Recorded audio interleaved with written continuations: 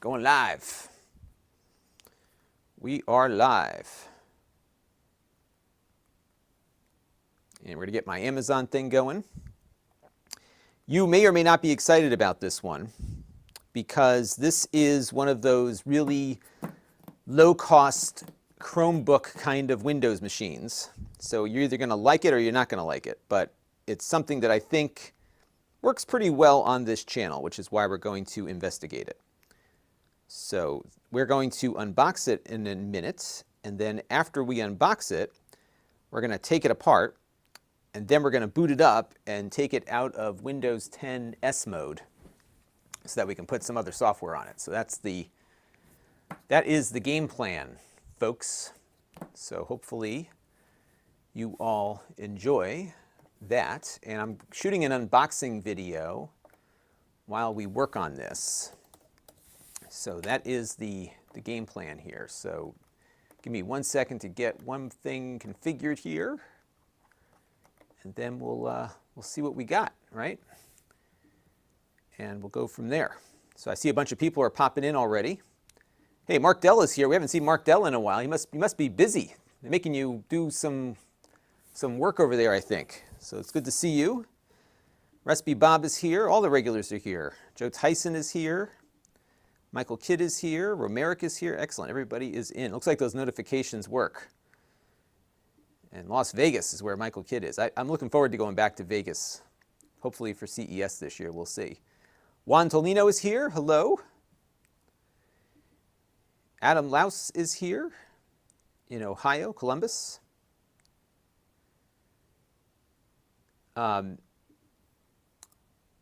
Yeah, I'm a little bit early today. Usually I start at 2, so today I'm starting at 1:30 because I was ready.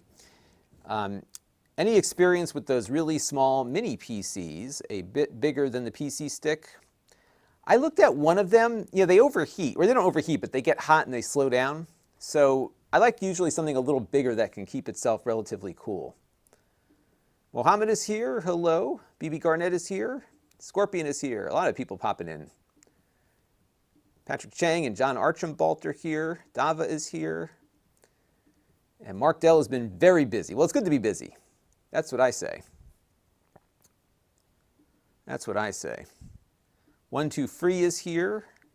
B Tababa is here. John Archambault is here. Civil is here. Tanver is here. Dava's in school. Pay attention in class. Don't get in trouble because of me. And Michael's going to New Mexico at his Astro. Ooh, very cool. You gonna take some star photos out there? That'd be kind of fun. At my Astro shed. Awesome. I would love to have an Astro shed. Saddam Khalil Tajik is here. Hello. And Jay is here as well. All right, what do you say we unbox this sucker? What do you think? And then we'll come back and look at a few more things. We got a few more people to say hello to.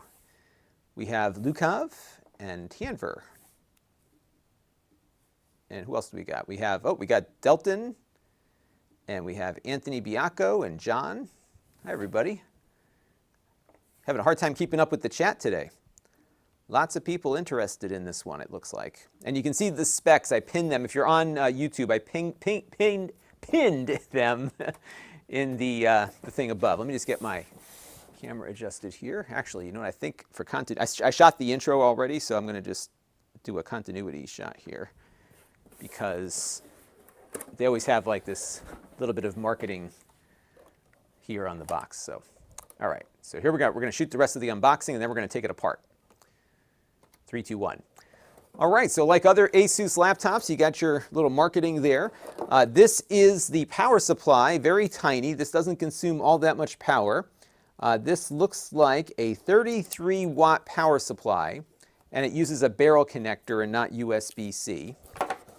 And then this is the laptop itself. Again, this is like an 11-inch laptop, so not very big, but it feels pretty good.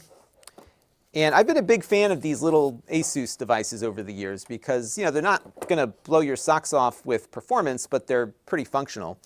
The hinge feels good. It feels a little looser than I expected. Usually I like to have a tighter hinge, but if it holds up over the years, that's fine, right? And it goes completely flat there, so that's pretty nice. They have a number pad on the trackpad, so you can type numbers in. It's not, you know, you have to basically tap on those numbers to get those to work. So they're not individual keys, but it's kind of a neat way to integrate a number pad into a very small machine like this. On the left-hand side, we've got that power connector. We have an SD card slot, a micro SD card slot that might help augment some of its onboard storage.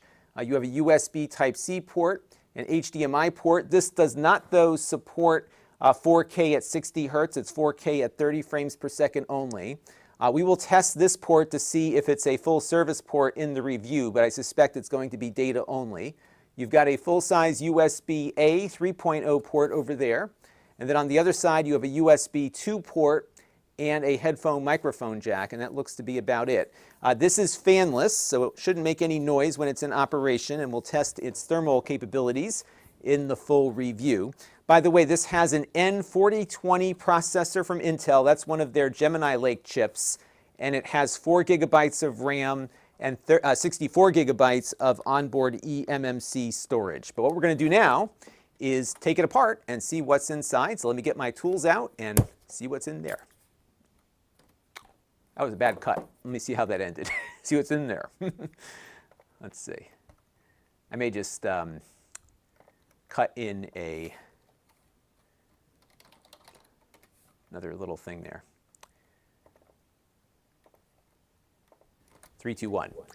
All right, so like other Asus laptops, you got port over there, onboard eMMC storage. But what we're going to do now is take it apart and see what's inside. So let me get my tools out and see what's in there. That wasn't good. All right, so I'm going to cut it at eMMC storage, I think. And it has 4 gigabytes of RAM and 64 gigabytes of onboard eMMC storage. But okay, so what I'm going to do is I'll say, but what we're going to do now, that's how we're going to do it. All right, so let's do that real quick. But what we're going to do now is take it apart and see what's inside. See? Fixed. And that's how we fix it in post, as they say, right? So let me just go and make a note on this. Bridge to tear down. Okay. All right, so now there are a ton of screws on the bottom of this thing. So we're going to have to get my magnetic, I got this magnetic mat that we're going to put down so that I don't lose the screws, because there are a lot of screws.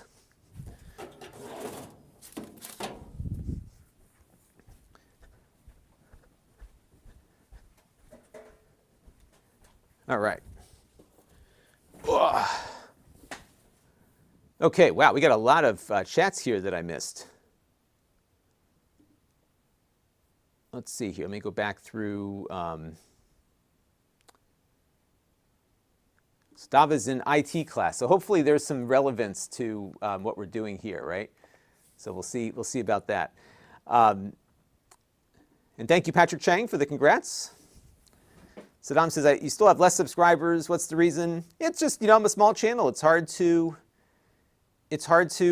break out, right? But you know what?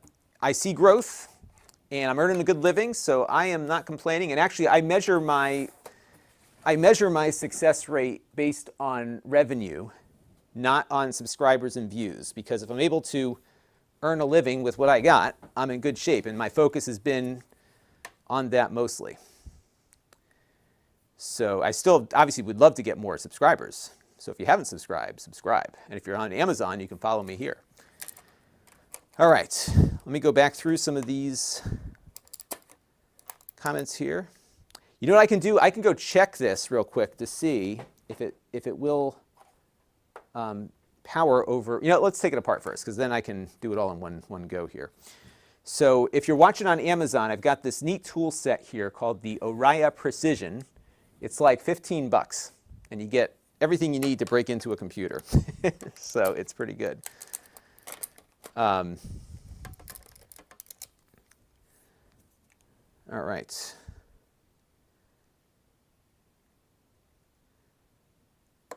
Okay, let's see here. Just got to find the right head here to link up with this. Yeah, that'll work. And we're just going to take it apart real quick. So yeah, this has eMMC storage, but obviously DDR4 RAM. And what's interesting about this one, is that from what I'm reading on Amazon, from the reviews, that there should be an NVMe slot. So I have at the ready here, I have a NVMe drive that I'll throw in there if it fits. It might be the smaller one, so I'm going to have to be careful about that, but we'll see. And the reason why I use a magnetic mat for this is a couple of reasons. One is that they don't fall off and get lost. But the other is that some of these screws are different sizes, so the middle screw here is shorter than the other ones. So what I do is I lay them out in the same pattern that I took them off the laptop, so that when I put it back together, the screws go where they belong. Because I'm seeing more often than not different size screws depending on where you pull them from.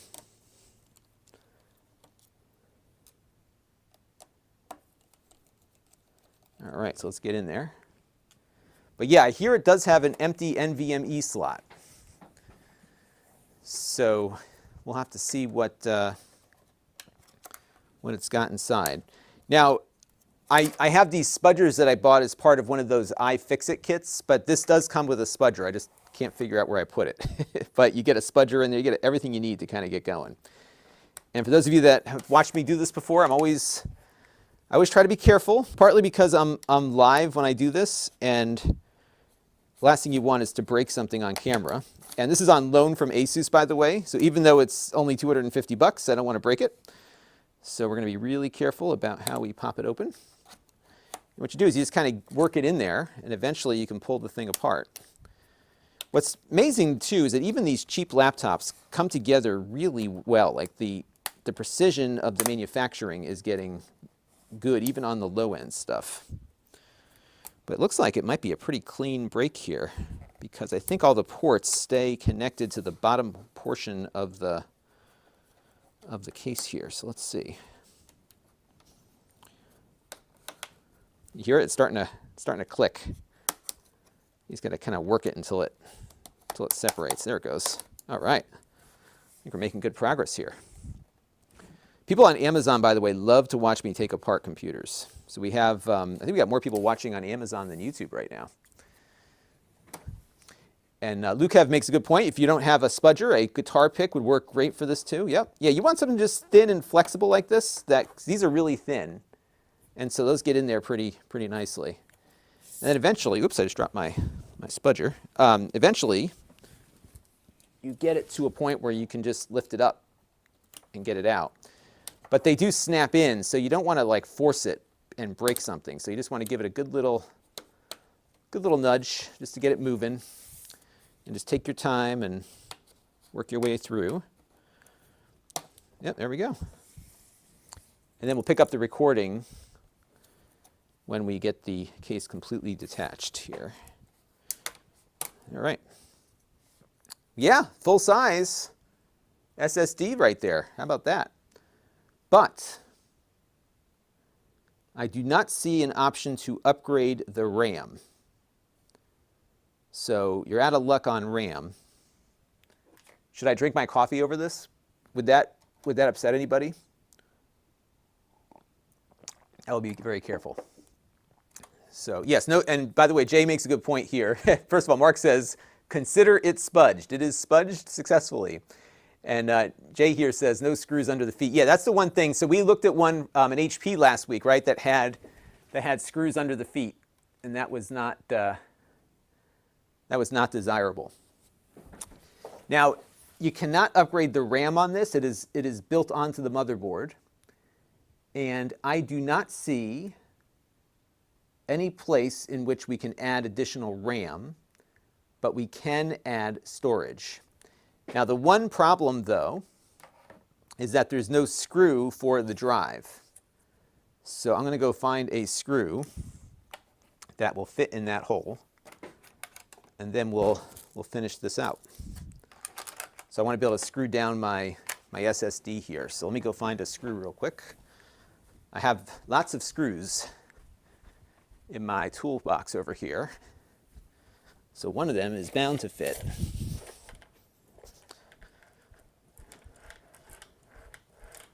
And then we'll shoot our little video and put it back together. So bear with me for 1 second here. Just got to find a screw that's small enough to fit in that spot. And I may not have one actually. Well, maybe these might fit. Yeah, it's a little smaller than that. You know what I could do? I'm going to pull it out of something else. Yeah, it's unfortunate they don't give you the screw. I guess theoretically you could have it. It'll hold itself in place, but I'm just not comfortable all the time doing that. Well, I guess we could wing it, but let me see if the screw that I have might fit in that. So let me go find that real quick.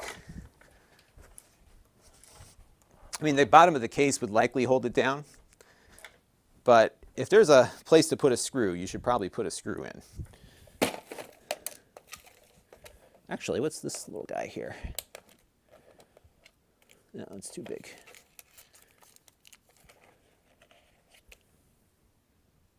These are too long.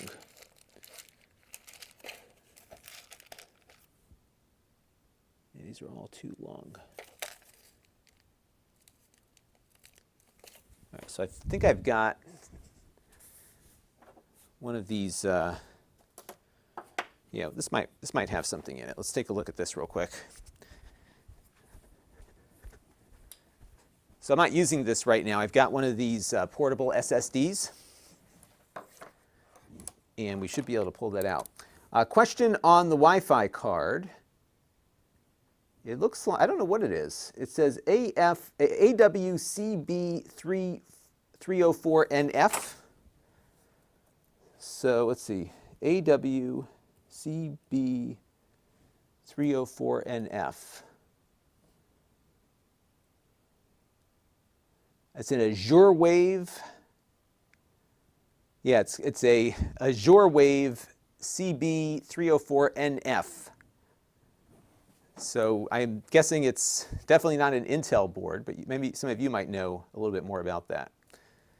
All right, so what I'm going to do here real quick is I'm just going to take apart this thing right here, because what this is one of those portable SSD do-it-yourself kits. And I think there might be a screw that will fit in that hole in here. So let's see. If not, I'm just going to put it in and just be careful with it. So let's see if we got that in here. And Jolt Dude says, I have a VivoBook S. Yeah, this is kind of like one of the successors to that, isn't it? All right, so here's a screw that's coming out of this thing here. I'm just going to try to keep the screws away from the motherboard. One of the things you're supposed to do is detach the batteries on these before you start messing around with this stuff. But will the screw fit in here? I'm just going to see if it will go in here. If it does, then I'll screw it down. I'm not sure if there's a standard to this kind of thing or not. Yeah, it fits perfectly. Okay, good. So we'll use this one as a temporary. And so I'm going to put that on the side here. And then these I'm going to put back together. Come to think of it, one of the screws that I had in the other thing probably would have worked, but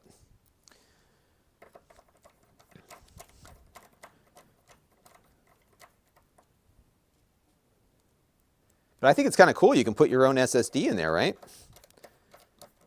We don't see that too often, although you can't upgrade the RAM, so that's the only disappointment there. And it looks like they could have put a bigger battery in too. I mean, you've got the this USB module and the audio module there, but they could have fudged it somewhere. And this has downward firing speakers, stereo left and right, as you can see there. All right. And as you can see, it is fanless. There is a kind of another heat sink here at the bottom to help distribute some of that heat out. All right. And now we'll have to see what what the speed is on this.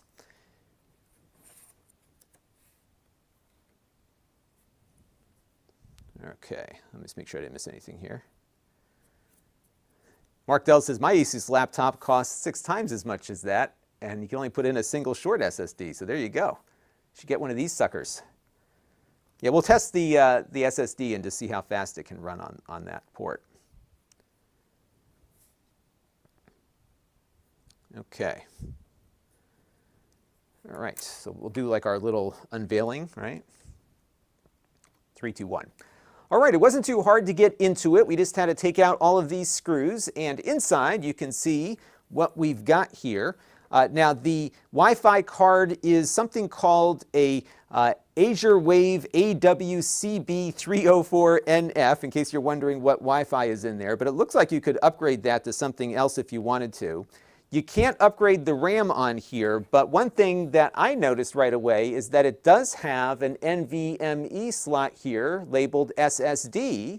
So in addition to that 64 gigabyte eMMC, I'm going to take a spare NVMe drive that I had laying around and install it now just to see if we can make use of that. So we're going to put that in there, and I'm going to put this back together and see what we end up with. Now remember, this is fanless, so you've got this copper heatsink here, and then you've got some material here on the bottom of the lid, or the bottom of the casing here, to help distribute that heat out a bit. But that's all it has for cooling. It's a passive cooling system, so you'll see probably some throttling on this when we do our thermal testing later on in the review. So let me get this hard drive screwed down, and we'll get it all set up and see what works. There you go.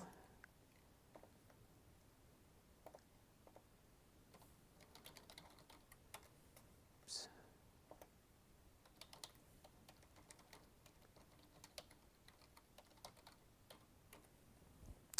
Okay. So let me just get that screwed in, and then we'll put it all back together.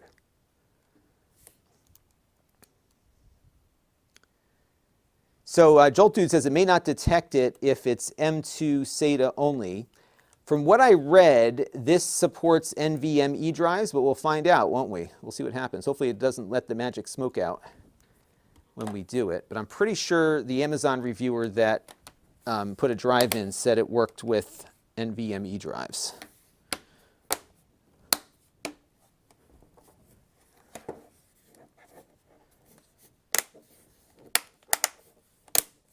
But it's possible this could be an M2 SATA, right? We'll have to see. Okay.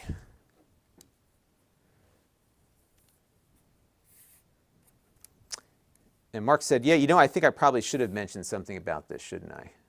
Maybe when I take the next take to say, just be careful with the spudging. Or I could point people at this live stream where they could watch me unscrew it.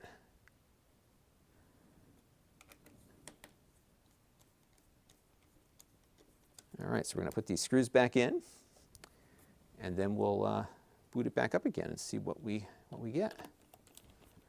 I should probably leave a note on here to remind myself to take that SSD out before I send this back. I'm sure there's been more than a few manufacturers that ended up with more stuff in their laptop than what they sent me. There we go.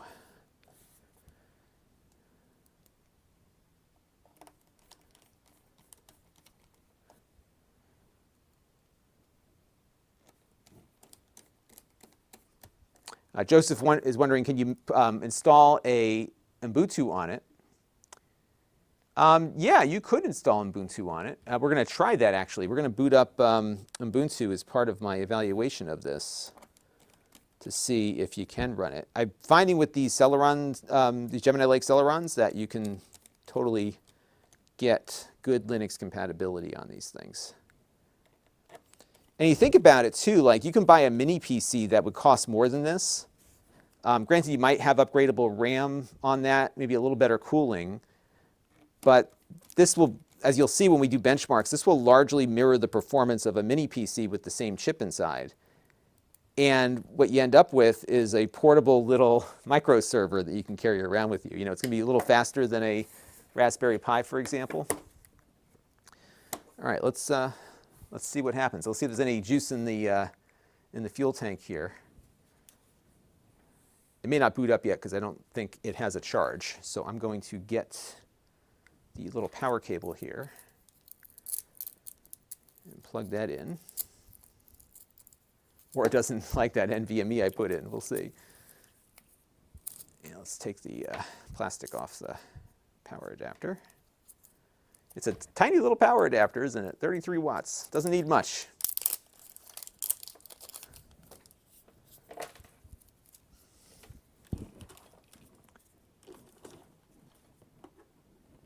Yeah, these little chips are, not going to rival your Pentium whatevers, but they're better than what you might expect, at least insofar as functionality is concerned. They can be very functional.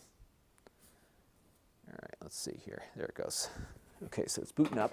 I'm just going to move that magnetic thing out of the way here. All right, so we're booting up. Woo! That didn't sound good, but it was fine. Okay, in search of incredible. Did we find it? And it is kind of cute, isn't it? It's a tiny little cute laptop, as Jay says here. Roger P is here. Can you play games on it? That's one of the things we're going to find out when we dive into this. And I have no doubt that we will be seeing Cortana welcoming us. I'm Cortana, and I'm here to help. A little Wi-Fi there. I hear her so often because every week we boot up at least 3 or 4 of these things.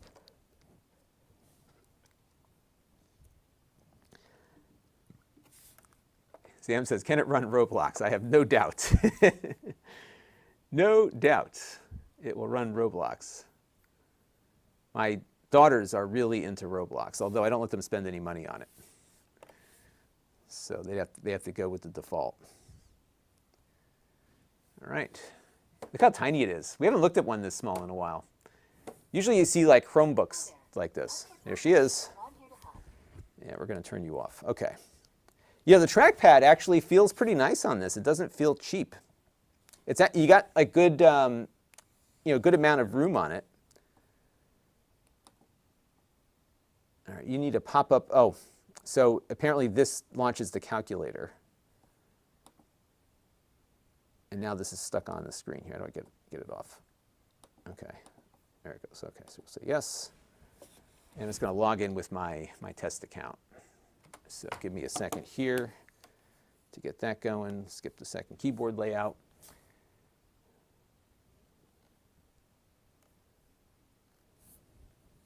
Zam wonders, do people actually use Cortana? That's a good question because I certainly don't. I certainly don't. Let me get this connected to my Wi-Fi real quick with that funky Wi-Fi card on there. Oops. All right, we'll get that thing hooked up to my Wi-Fi.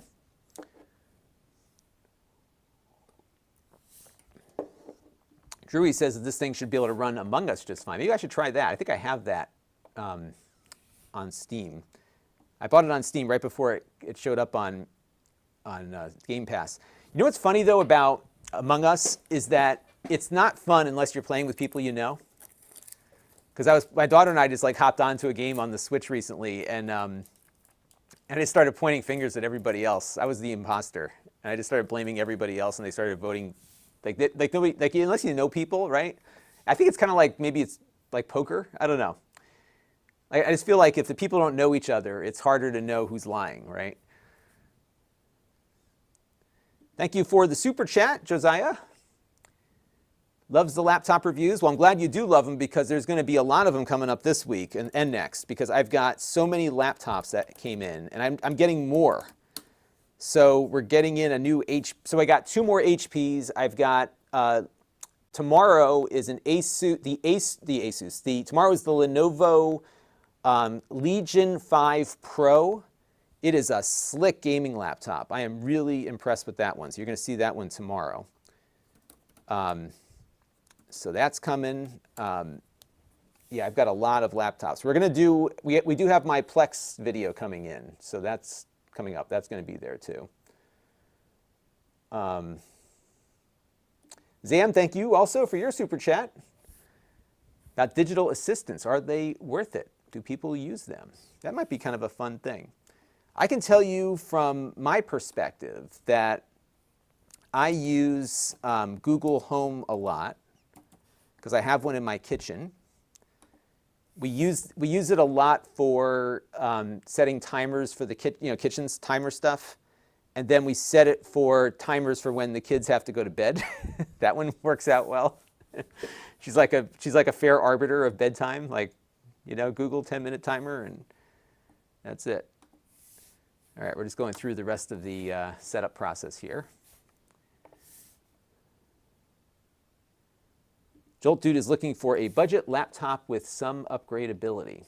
That's the tricky thing, is that the least expensive ones tend not to be upgradable because of the cost. Like, it costs them less to have the RAM on the motherboard versus slotted in.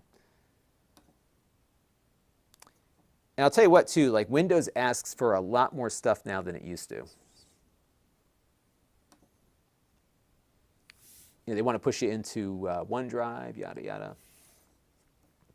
I will say, though, I do use the Apple one a bit, too, because of one feature, and one feature only, which is that my front door is on a lock that supports HomeKit. So when I walk up to the door, I just ask my watch to unlock the door, and I think that's like super, super cool to be able to do that. All right, I got to go through this part here. And by the way, this comes with, in addition to the computer, you get a year of Office 365 once you activate Windows. So I think that's a pretty good deal. But it looks like there's some support for this as a topic. So maybe I will add that to my ideas for the weekly wrap-up. I'm surprised, to be honest with you, like why I'm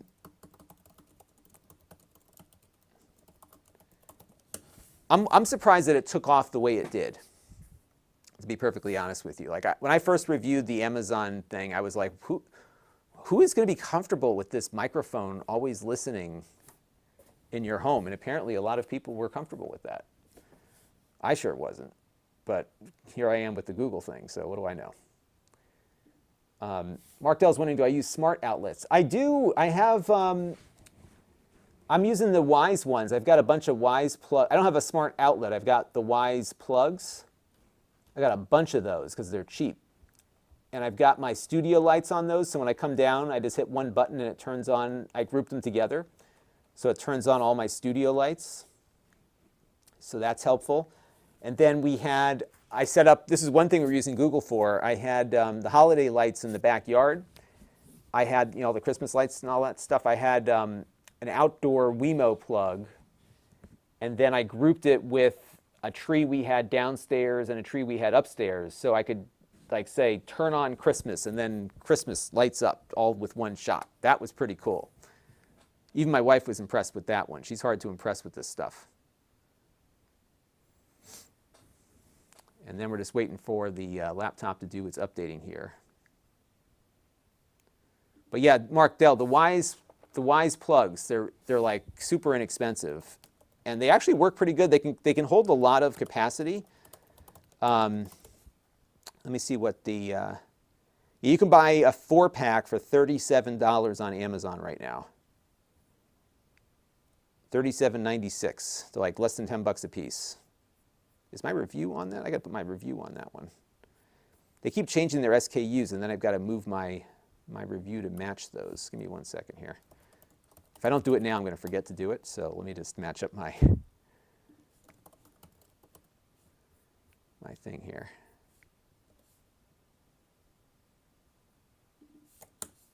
Bear with me for 1 second, folks. But the Wise plugs are great. They work really well. All right, bear with me.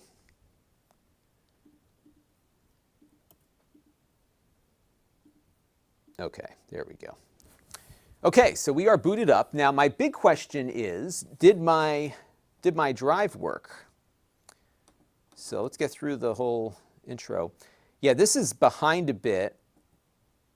I think this is, what version of Edge is this? Oh, this is the new one. Okay, so we're not too far behind.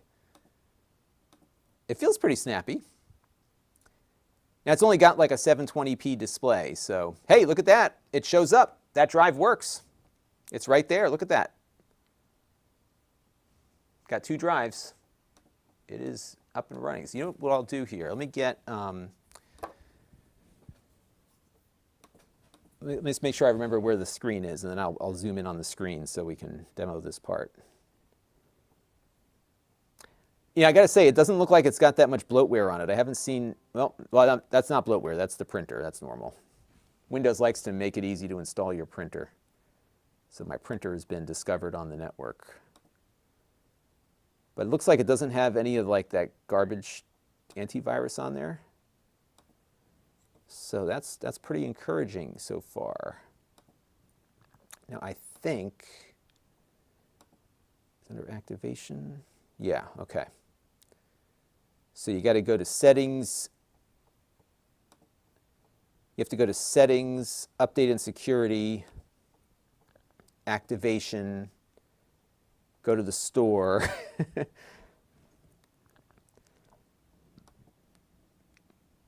And then this should take us to the store where it will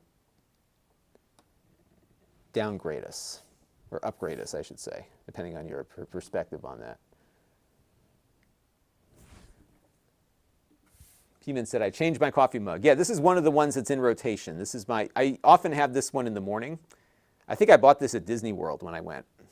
I miss Disney World. I've been there in a while. All right.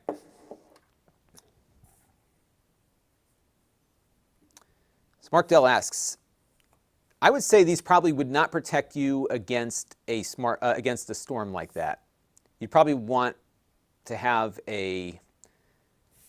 what I would do is maybe install, like plug the power strip you're using into the smart plug maybe. And you got to check and make sure that it can handle a certain load. The Wise plugs actually handle a pretty good amount of power. So you got to check the capacity of it. But I don't think they have surge protection built in.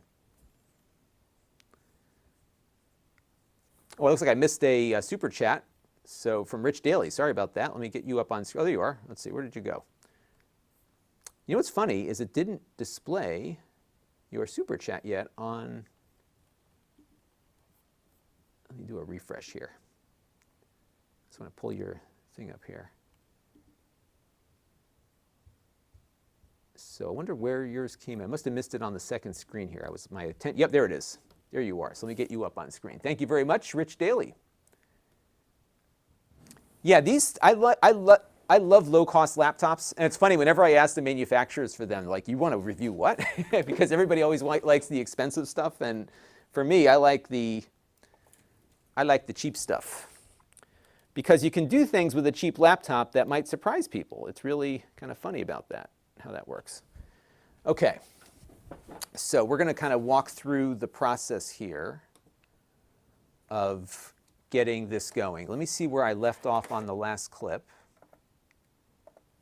and then we'll continue onward. All right, so this is the last clip here. 3, 2, 1. Distribute that here, and we'll get it all set up and see what works.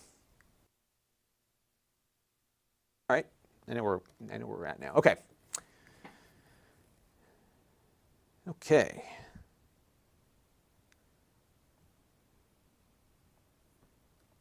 So here we go. Prime says, it looks like a netbook. Yeah, these are kind of the, this is the 2020s version of a netbook. That's where these would fall into. I would agree with you on that.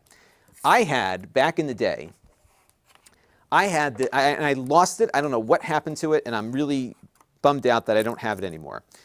I had this little Dell netbook.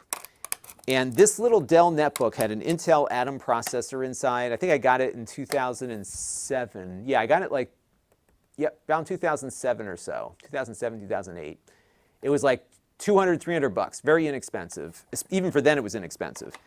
And it could be Hackintoshed. So I was able to get Mac OS to run on this little Dell netbook. And when I say little, it was tiny. It was this tiny little thing. And it actually ran it flawlessly. Sound, Wi-Fi, everything worked on a little tiny Dell netbook. It was really cool. So that was a neat thing. Rich Daly is also very fond of Wise, as I am. Yeah, I think they're great. You know, they deliver really good products at a very low price. And they work. And you know what I like about their company too? Because you see, like, they send out these emails about the state of the business and everything. And you could feel, and I've talked to people from the company too, like they're into what they do. You know what I mean? Like there's some passion behind doing what they do. And you can sense that when you talk to people from these companies. It's funny how that plays out. Okay.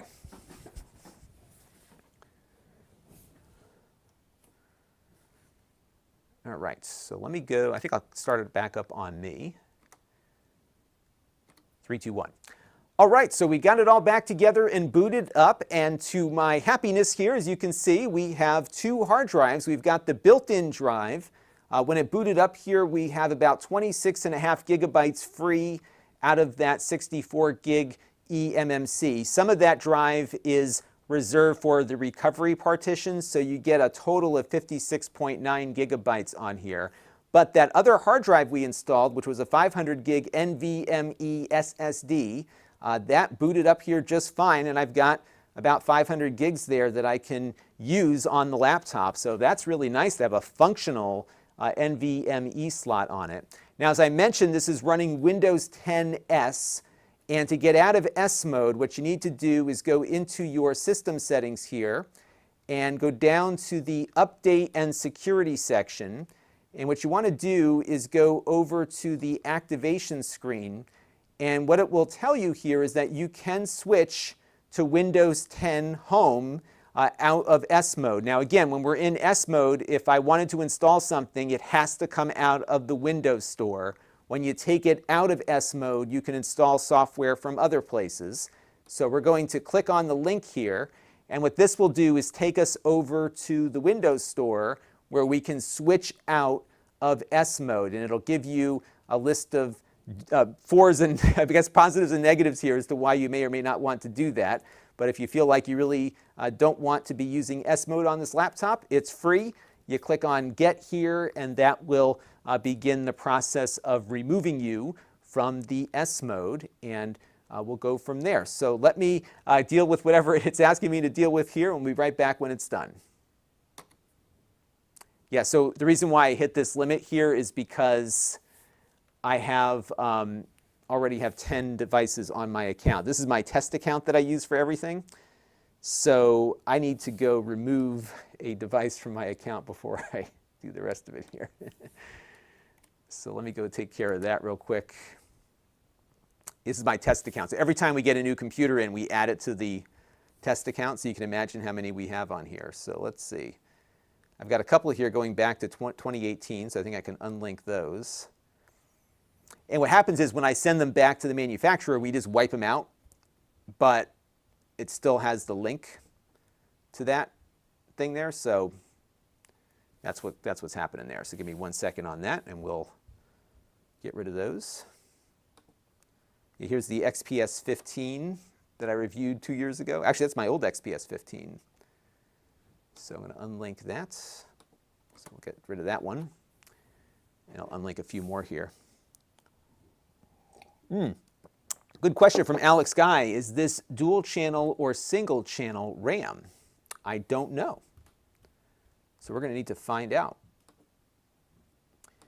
Somebody said there was a way to find out within Windows whether or not you were single channel or dual channel. Was that in the task manager, in the performance section? Let's see, let's go to memory. Yes. You know, it's hard to say. It's weird because it reports 1 of 4 slots available or used, which would lead me to think that it's not in dual channel mode. That's a good question, so we'll have to take a look at that.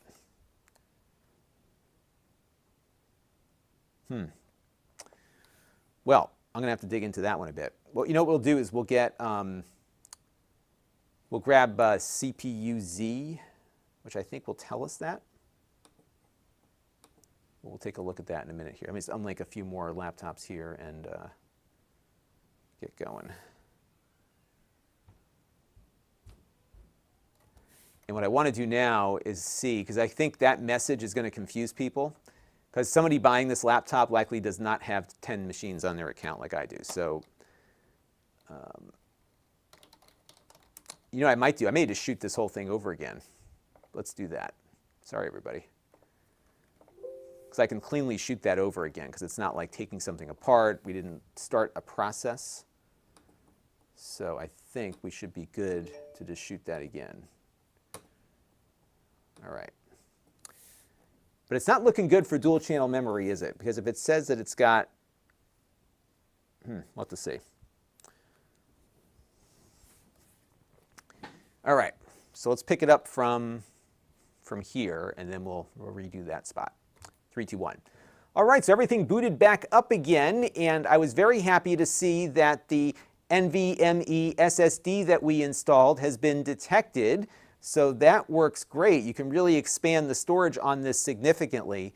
On the internal drive, remember it's 64 gigabytes, we have 26.5 gigabytes free, and that's before I installed anything. So you might want to look at getting one of those SSDs if you plan to carry music or want to have some additional storage to have with you when you're traveling. You do have that SD card slot on the side, but it's always good to just have a nice fast internal hard drive, and we'll explore more about this when we do the full review. Now, as I mentioned, this is in Windows 10 S mode right now, and to get it out of S mode, the best way to do it is to go into your settings screen and go to Update and Security, and then go over to Activation, and they'll give you the option here to switch to Windows 10 Home. So we're going to click on that real quick. That's going to take us to the Windows Store. You do have to have a Microsoft account for this to work. And what it will give you is a list of pros and cons as to why you might want to stay in S mode or leave it. The big deal for most people with S mode is that when S mode is enabled, you can only install software from the Windows Store, nowhere else. So if you have software coming from other places, you need to be out of S mode in order to get it to work. And what we're going to do here is click on Get, and that will pull down that little app that will get us out of S mode. So let's let this thing do whatever it is doing here. And I'm guessing we'll have to reboot when it's done, and then we should have a Windows 10 Home running on this machine. And as you can see here, we're all set. So we're going to have a full review of this coming up soon, so stay tuned for that. And until next time, this is Lon.TV. Thanks for watching. All right, so that's the end of the unboxing video. And now we're going to just shoot B-roll, so we're not going to have any more shooting to do as we're doing this thing. People call it filming, and I never quite understood. I understand like why you would call it that, but when I was a kid, it was taping. We're taping today, like when I was in college. When we had a shoot for the campus TV station or whatever, we were shooting, or we're shooting or taping. Well, here's something interesting. So remember I said it doesn't have that junk antivirus? So here it's asking if I want to install it, but I'm going to say don't. Okay, so we are good to go there. So the first thing is to solve the mystery of what kind of RAM this has, right? So let's go and grab that, and then we're going to install Steam on here, and then we'll run our benchmarks. And Lukav here is in shock that it's got an NVMe slot. I am too, actually. But I think it's this generation of hardware that allows for that to happen now. All right, so we're going to do just the zip English version. See, this is what gets me about this and why I often recommend putting ad blockers on your system, because you get all these fake download links and not the real one, right? You got to be really careful when you go into these sites without an ad blocker on, to be honest with you.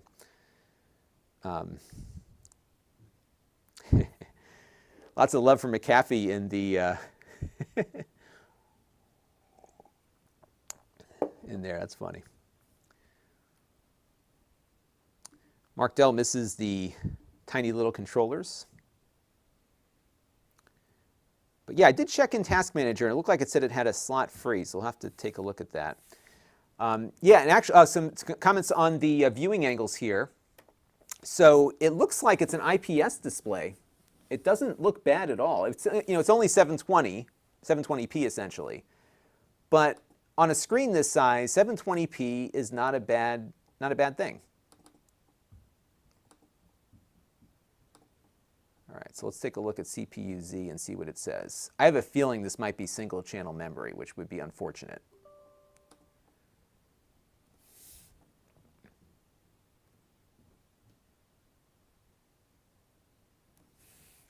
All right, let's take a look here. Memory. Yeah, it doesn't say.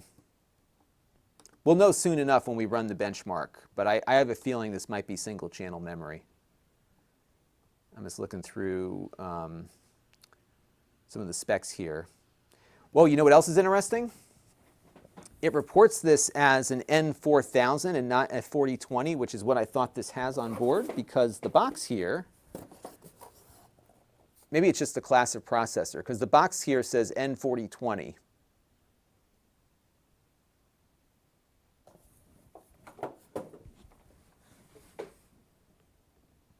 So it might just be that CPU-Z is out of date? I don't know. I just downloaded it. Let me check the properties here and see what it says. Yeah, so this says 4020 and 4 gigs of RAM.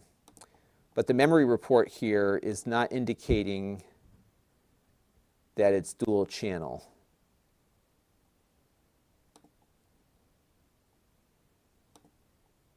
It's just telling me the DRAM frequency, DDR4, but not much more than that.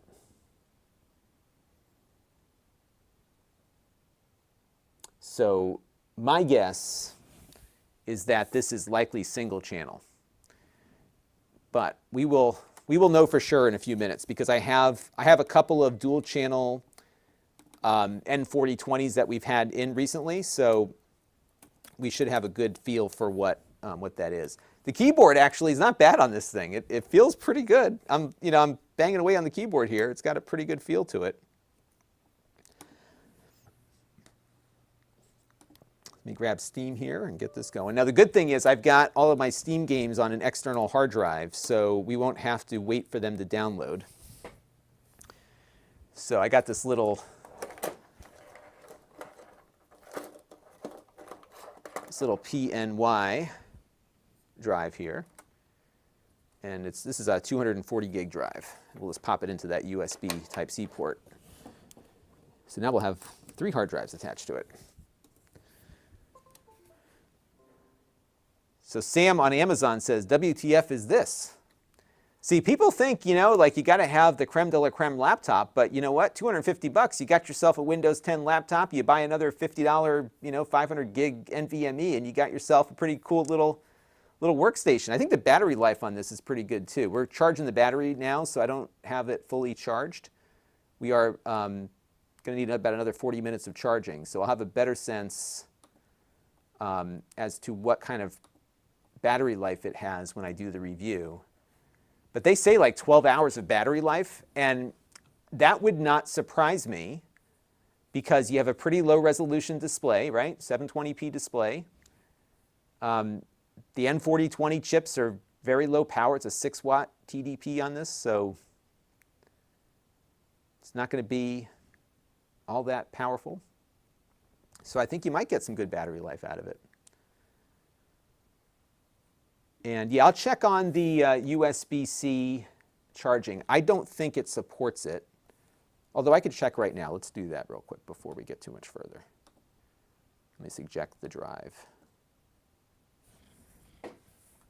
And let's see, I've got a USB-C power supply somewhere in this mess of wires down here. But you know what I can do? Here, I'm going to go walk over. You won't be able to see me do this, but I'm going to walk over to my, I have a docking station over there, and I will tell you what happens when I plug it in. So talk amongst yourselves. And if anybody sees a UFO, let me know. I'm hoping to be like the first guy to get a good picture of one, so just let me know if you see anything. All right, so I plugged in the USB-C cable on my docking station. It's picking up the dock, but there's no power or video coming out of the port. So this is not a full service port, it is just data. So no power delivery, no video.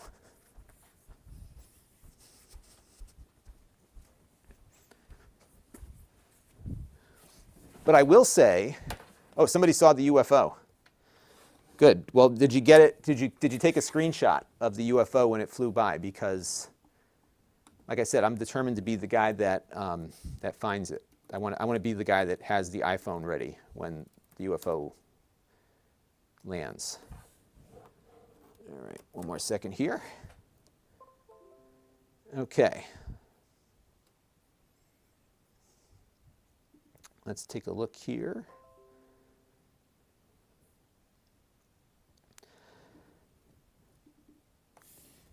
Just got to type in my Steam code here from my thing. Okay. I don't even know how many computers I've attached to my Steam account over the years. More than I can count. All right, so we've got this thing plugged in. And let's take a look at the power setting. We are at full performance.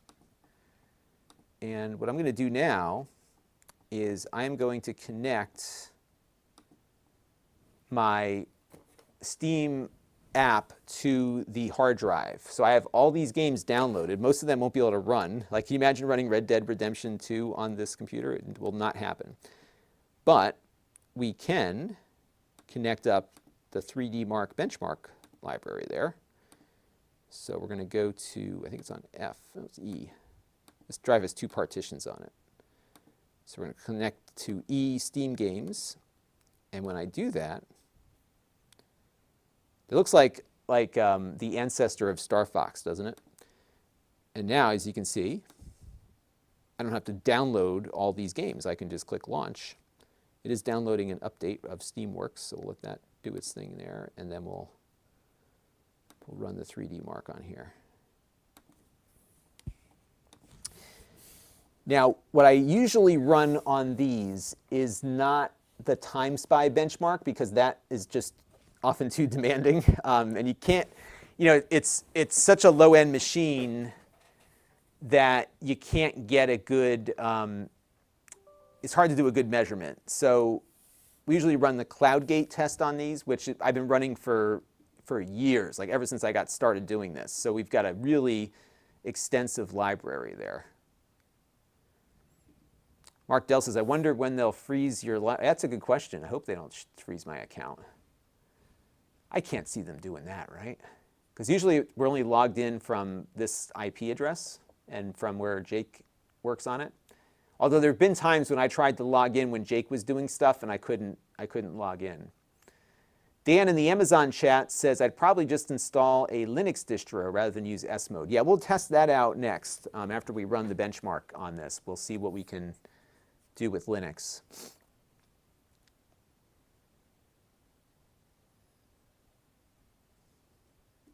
Phil Leo bought one with a backlit keyboard.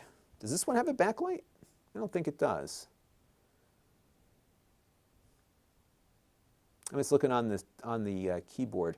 Usually you'll have a command. Sometimes it's like function space or something to get the backlit on there. Well, Mark Smith suggests wildlife. Yeah, we'll run that one too. I'll run both of those. That's a good suggestion.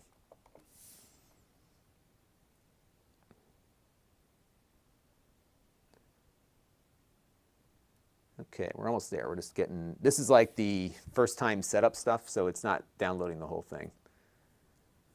Oh, thanks, Mark. The screwdriver is still set as the preferred item. We'll switch back to the laptop here now that we're kind of in testing mode. But I'll tell you, for a cheap computer, the display looks pretty good on this. Again, it's 720p, so it's not going to be super crisp, but it actually looks good. Even at angles, it looks good. It's not. I wasn't expecting a great display out of it, but it's not. It does not look like. Maybe it is a TN display. If it's a TN display, it's a really nice TN display. I need to figure out exactly what it has in there.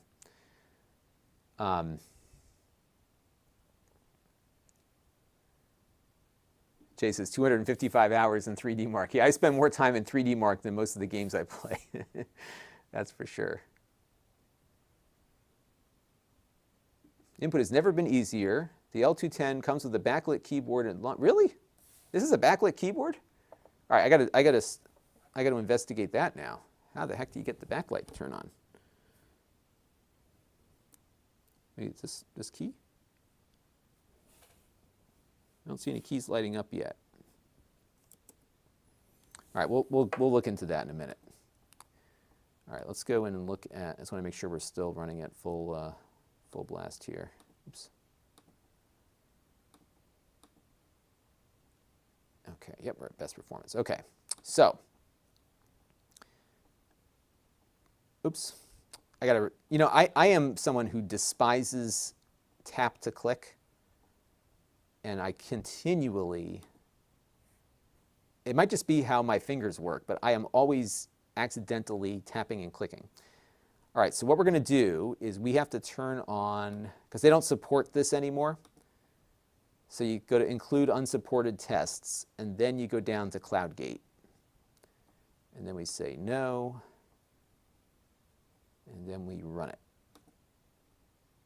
So let's just run this one first, and we'll get a good feel as to where this ends up. Hey, Mark Dell, let me know if you can take care of the moderation today, if you're still around.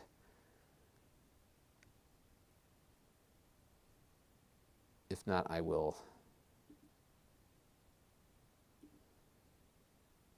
give that guy the boot. Okay.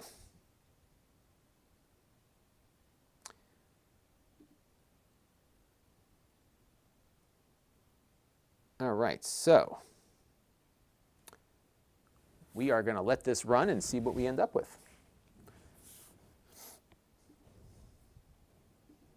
No problem, Mark Dell. I will check out the backlight next. I appreciate your help with that. And this is running at about 15 frames per second. And Roger P., you are correct. It's 1366 by 768. I often just call this a 720p just because that's the closest resolution for people. But you are correct. It is 1366 by 768. And in the review, I'll give it the full true resolution when I talk about it. And John says I should open up. Yeah, we'll check that out next. There's my Asus, just in case it has a dedicated thermal mode. That might be kind of funny if this thing had like overclocking and thermal mode settings. Okay, so function F4 is what I'm being told. Although that looks like on this keyboard to be the, because F4 looks like the brightness down versus, and like the F4 is brightness down, F5 is brightness up. But let me see. I think Mark Dell did say something about the backlight. Let me go back a notch here, because my there's the palm direction to, okay. Sometimes they put it in the description and it doesn't actually have it.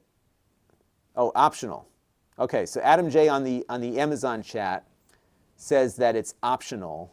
And I would say that given this one is the base model, I can't see this one having a backlit keyboard. But it looks like somebody in the chat here, who was it? Somebody in the chat here said they got one with the backlit keyboard and they can't get it to turn on.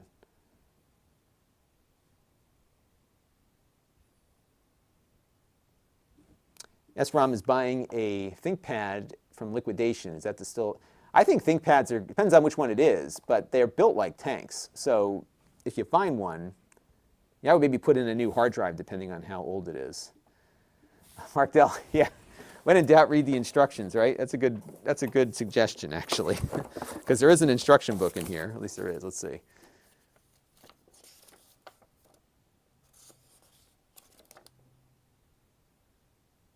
Okay, I'm looking on here. There is some instructions. Let's see.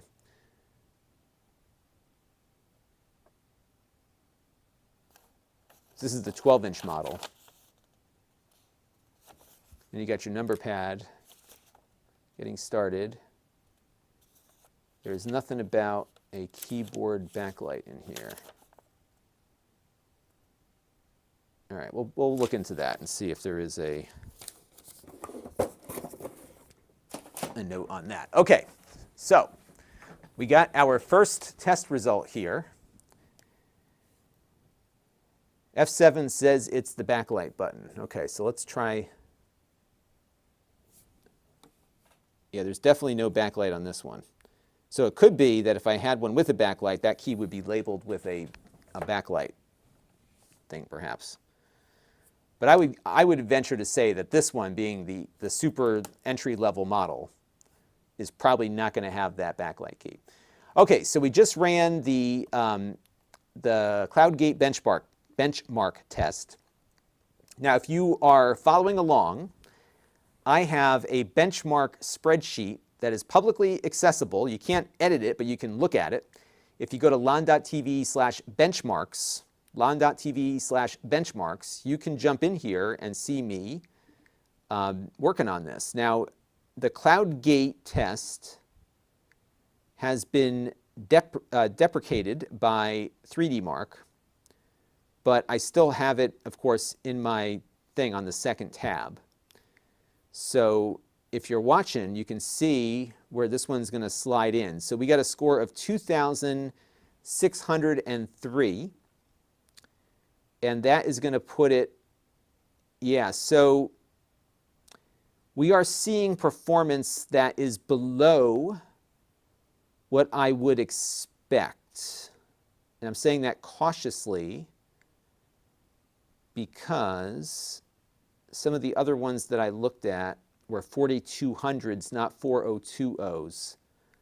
But I suspect that we're dealing with single channel RAM here. So this is the Asus L210. 4020, and we're going to say 2,603. And then the graphics test 1 was 14.55 FPS. Graphics test 2, 13.25 FPS.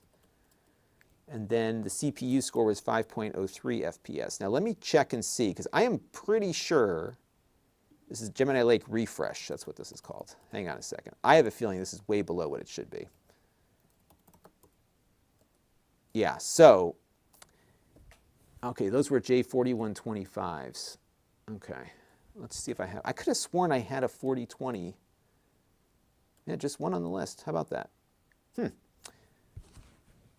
Yeah, so it's not bad, but it's coming in lower than the Apollo. It's coming in around where the Apollo Lake chips came in. So I suspect it should have been a little higher, like where, if you look at the GMK NUC box and some of those.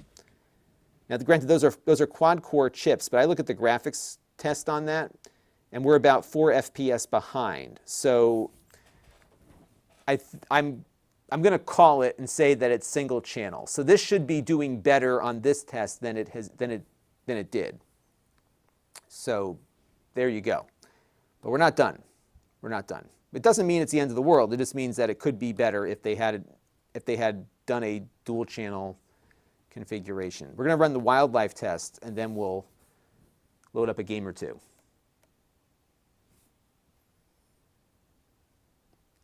And we'll see what we get on that. And by the way, this spreadsheet is always available. It's the Google spreadsheet, and we use this to keep track of kind of the progress of things. So it's been kind of fun because I've got now like 8 years worth of data in there from all, running these same tests every time to see that. It's kind of neat. So 3D Mark CloudGate, I'm going to drop in that result, and then I'm going to put in some comparables.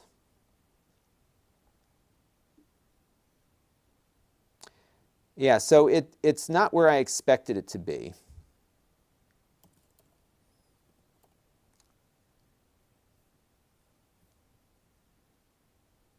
It's kind of coming in around where the N4000 came in.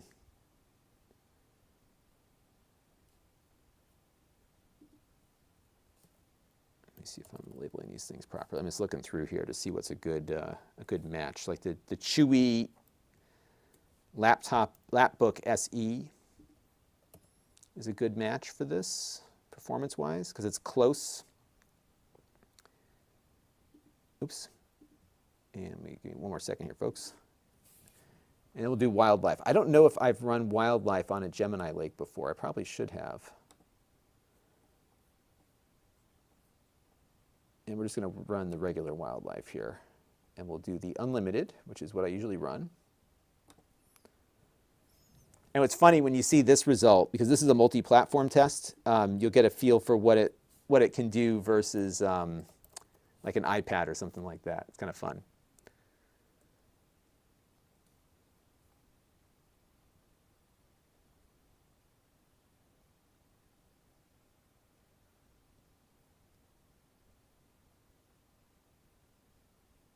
The Asus Byte 4, that's the little mini PC that was running off of PoE. So that one did better also, but it's not a laptop. So I'm trying to find like other laptops that are fanless to match up with this. The GPT Micro PC I think is a good one to include because that one's properly cooled. I'm just going through the comparables here. So we're getting a performance boost because of the generational jump, but it could be better, is basically what we're getting out of this. The Asus E403SA, was that a laptop? I can't remember. Yes, the Asus VivoBook. Perfect. Okay, so when did I review that one? Gosh, that was a long time ago.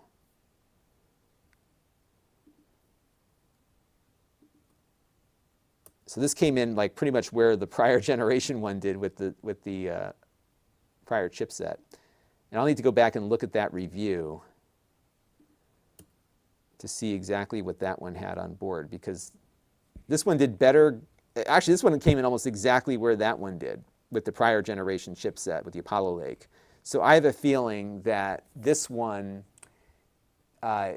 would be probably doing about 20 or 30% better, if not maybe a little bit more, if it had dual channel memory. So I think that's going to be its Achilles heel. But the performance here of this chip is, with single channel, is about where the prior generation one was with dual channel. So take that for what it's worth.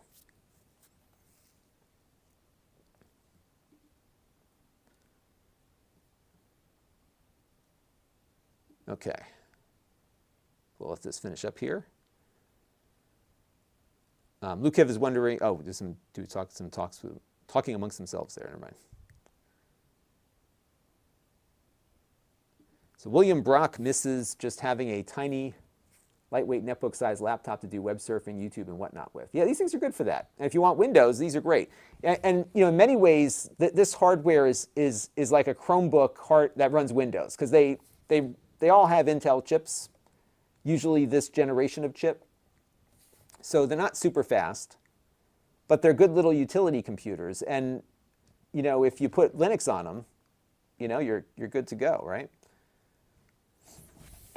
And I believe my Xbox controller is here, so we can just link the Xbox controller up when it's done.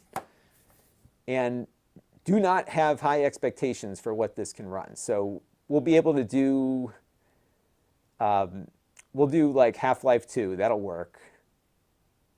And you know, some retro stuff, but like you're not getting GTA. You could probably get GTA 5 to run like super slow, but that's pushing it, especially with only 4 gigs of RAM.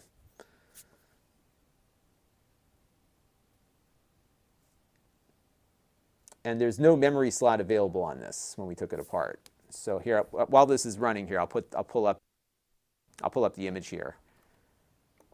321, and so that's the interior. So the RAM is on the board, and there's no slot that I could see, unless I missed it. There's no slot to put additional RAM in. So if there was, I'm just looking on my recording here. If there was, that would be a recommendation to get it up to dual channel.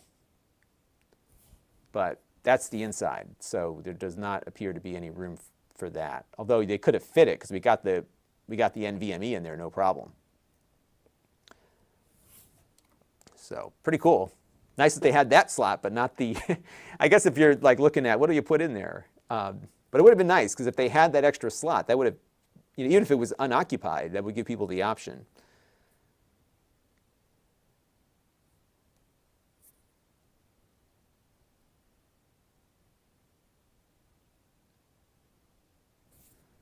So Tando says, the page says it has a RAM slot. I didn't see one. So I don't know if I'm missing it or what. L210, let's see. And maybe that's on the 14-inch one? Because on the spec sheet here, it says 4 gig DDR4. It says memory max up to 8 gigabytes. And then it says 32 gigabytes on there too. I don't know where they're getting that. But it does say, here, maybe I should put this up on screen for you to see what I'm looking at here. I'll pull up the spec sheet here. I have a feeling that they kind of copy and pasted a little bit. Jeffrey says it's an Asus laptop for what do you expect for that price? Exactly. I don't disagree. I don't disagree. What we like to do though on this channel is we like to see what we can get out of these things, right? So that tends to be where we go. And Jeffrey's expectation is rubbish. So this is definitely better than rubbish. I'll give you that. So here, let me pull up the spec sheets from the Asus page here so you can see what it has on it. So it's got Windows 10 Home in S mode, which we've already set to Windows 10 regular Home. We got the N4020. And it says here 4 gigabytes of DDR4 on board. Memory max up to 8 gigabytes. I'm guessing maybe there are configurations that go up that high. Who knows? And perhaps the 8 gig version would be in dual channel. That might give you a little more performance. Also of note, HDMI 1.4, so you're not getting the 4K 30 there. And by the way, this is what confused me, is that right here it says 32 gigabyte. Like, what's that? I think they pasted this in from some other place, but that's the storage down here. But it does talk about the expansion slot. So you've got the 2280 M2 PCI Express 3 x 2, X2. And that's the rest of the specs here. AC Wi-Fi.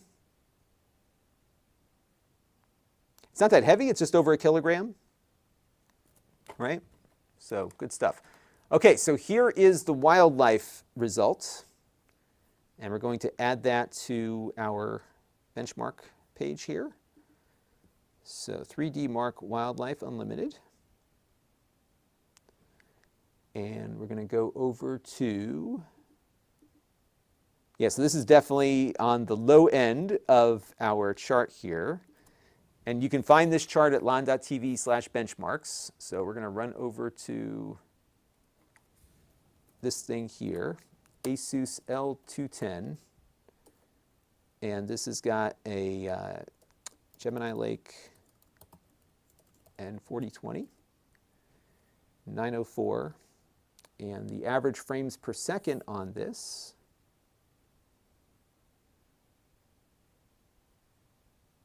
is 5.42 FPS.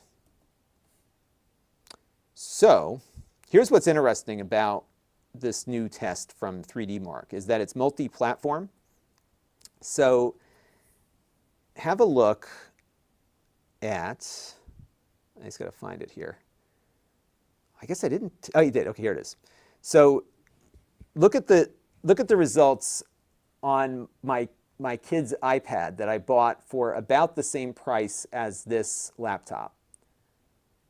Same test. This is a multi-platform test. So we got 33 FPS out of that, a score of 5598. This, even at the low end, like the Apple SoCs are just so powerful, right? Versus what we just saw here. Wah, wah. And so we should have been, you know, in the ballpark of this Intel J4125 graphically. So that's kind of where it goes. But, you know, hey, for 250 bucks, you want a Windows computer? There you go. All right, so that is the benchmarking. And now let's see what we can't run for games on it. Emphasis on what we can't run. So I think we'll start off with what we know will work, which is, which will be Half-Life 2. So we'll go ahead and just play that and just capture a little B-roll for the review.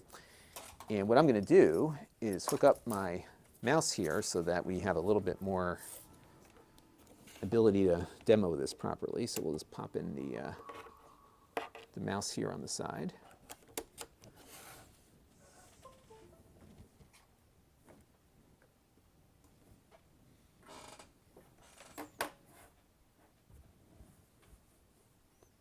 Roger P says, can you run League of Legends on this? I think we've tested that before. I don't know how well it'll run, but we'll see. Lukev says, perhaps the drivers are still needing to... I think what you're seeing here performance-wise is the fact that it's only running in single-channel mode.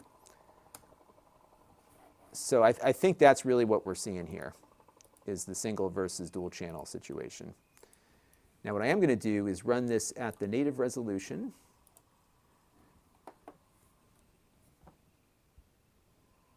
And we'll see what we can get from out of this for that. Okay. Yeah, so we're not going to be able to run anything current on this, but we will do, we'll do a test of GeForce Now or something just to kind of demo, the game streaming capacity here. All right, here we go. So let's do a little recording. Yeah, this runs fine, right? Granted, it's a game that's like over a decade old, but it's, boy, they're really aggressive this time.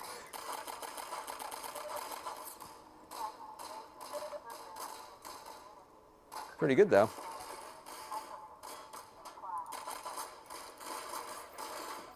But, you know, if you don't need anything super fast and you only got a couple bucks to spend, right? There you go. So let me just mark that clip. I may try to do this again, actually. Let's get a little better run here. It's a little hard to play on the chiclet keyboard. All right, there we go. Let's give this a shot.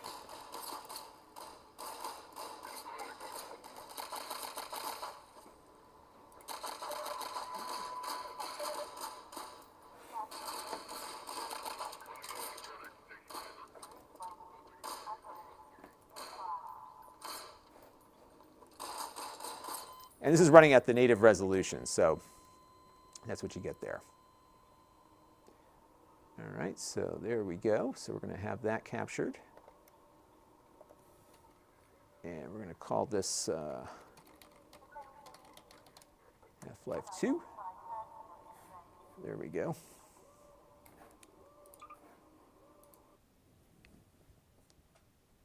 Okay. Drewy says, I think Among Us would work. I think it probably would. I can boot that up real quick if you want to see that. Because I'm pretty sure I have that in my Steam library here. What don't I have and don't play, right? Among Us, yep, I have it here. So we can install that real quick.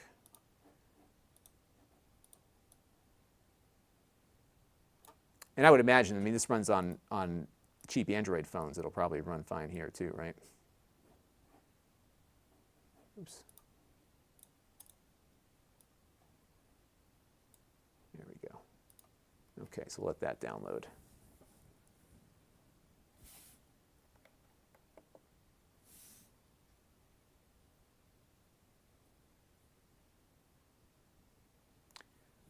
So we will let that run. And I have a troll on the Amazon thing. Jeffrey, I know you're trying to look for attention, but we're not trying to sell stuff here. We are doing a product review, which is what we do. And I know you're looking for attention. You can make your own review, And we're going to review this one fairly, as I always do on my channel. Okay, so we're going to hit play. And we'll hit yes. But I'm not going to mute you because I know that's what you're looking for. So you're not getting muted yet because you haven't done anything offensive yet. All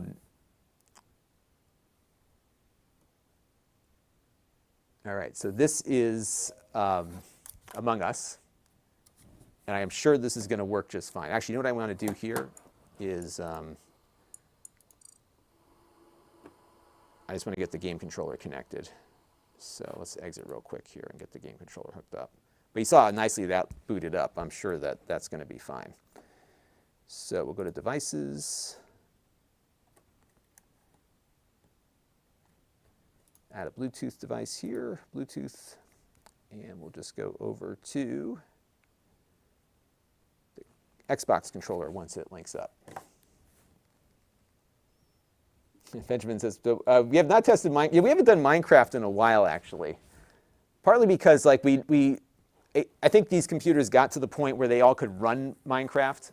So I think that's where it kind of ended up, where it wasn't really necessary to demo it as much.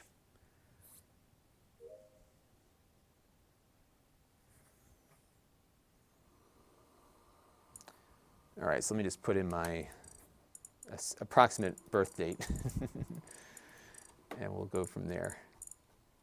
1970 something. Okay. And we'll just do a quick little run through here, just to see if our little character can run around here without too many difficulties. Yeah, I got a little screen tearing, so it might actually be running a little faster than. Yeah, it's tearing a little bit. I think it's just because it's running a little ahead of things. It must be a VSync setting that we can set on this. Let me see if there is a VSync.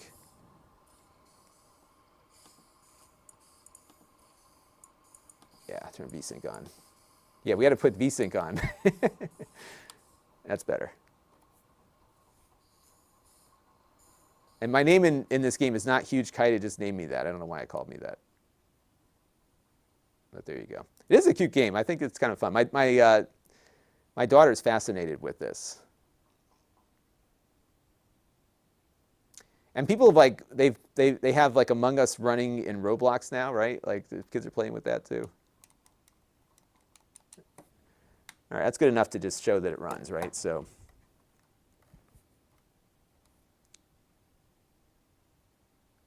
let's go over to here and go to 101. And this is B-roll Among Us. And I see some discussion in the Amazon chat about this thing.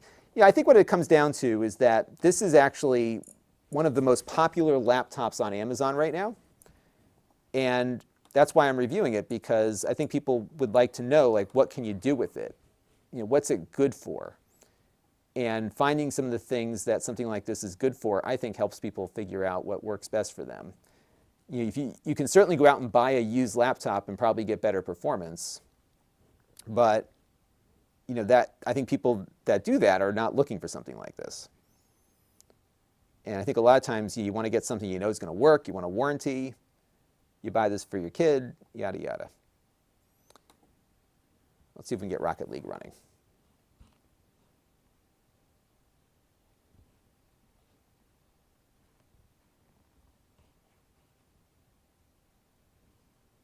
So Phil Leo started with a Sinclair 1000. That's what I started with. That's what's in the background right behind me. So if you look right over my shoulder, that one right there, that's the Timex Sinclair 1000. That's actually my original one with all the tapes that it came with. So you had to use it with a cassette player. Oops. Oh, this is the Asus app that somebody wanted me to look at too. Let's take a look and see what options we have in here for my Asus.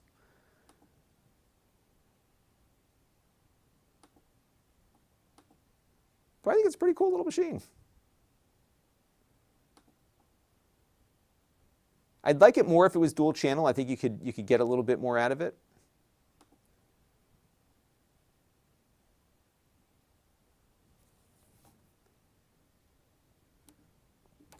We can try GTA 5 on this. I don't think it's going to run at all for two reasons. One is that we don't have a lot of RAM on here, just 4 gigabytes. And second, because it's single channel, it's going to suffer, I think, on that one. But we'll see. Let's hit OK here. And I agree, the enter key is super cool on this. You can't miss it. Who needs a backlit keyboard when you can see the enter key and have it glow in the dark without using your battery? I think that's a great feature. All right, so let's go check out my Asus updated.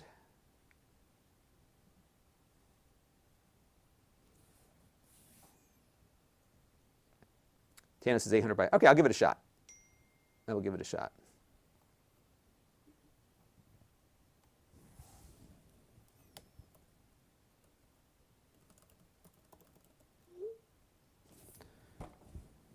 Okay.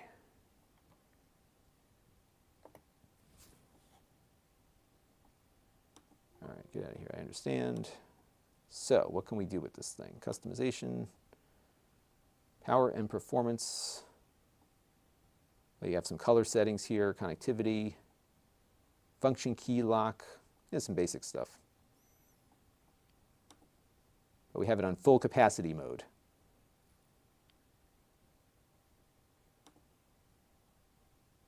Yeah, nothing to see there. Okay. It doesn't look like it likes Rocket League, or Rocket League doesn't look to be... Oh, it's got to do the updates here.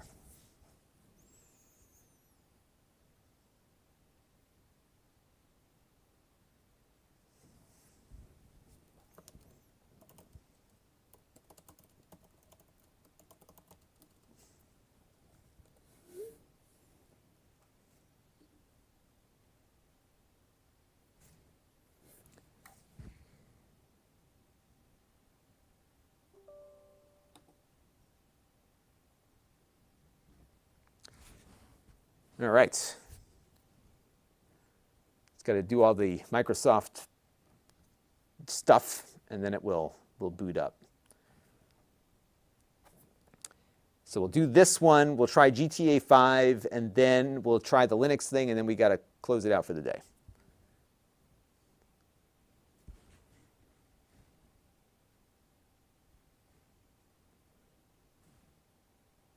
Okay. Play game.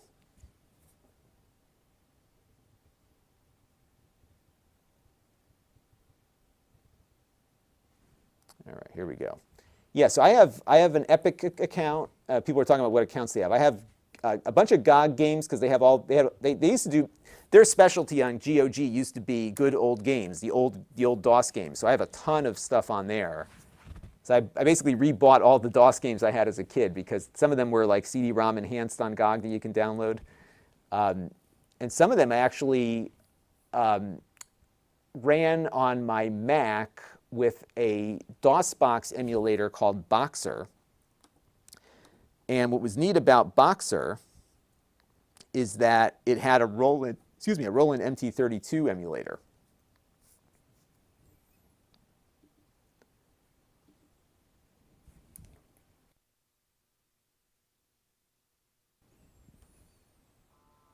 Okay, so it looks like we've got something booting up here. I'm hearing music. All right, we got the logo running at like super low frame rates, but we haven't set the settings yet either. So let's go over to the settings here and dial everything down. So we're at, okay, so yeah, everything's like super high right now. So we're going to go super low.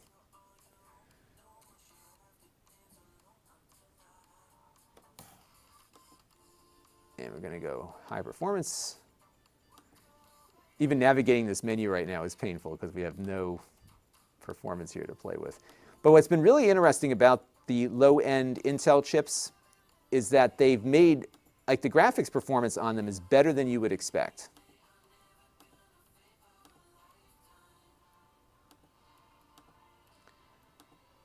And we're going to turn this off. I'm just turning it all off. High performance, render detail, performance, uncapped frame rate, and just apply that.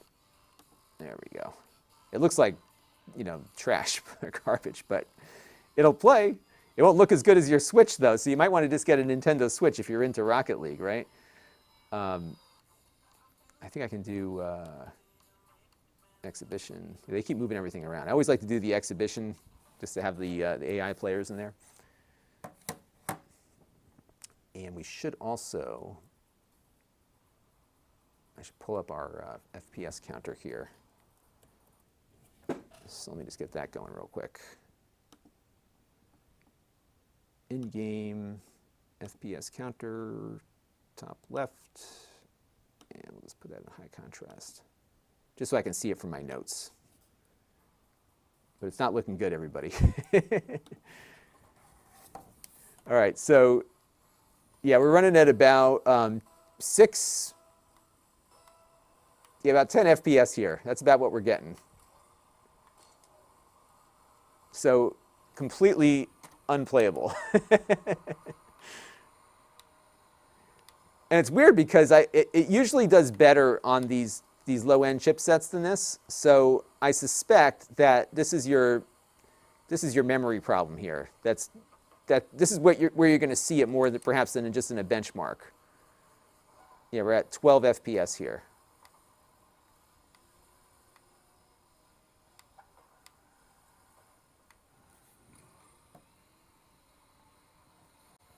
So there you go. So let's take a look here and see.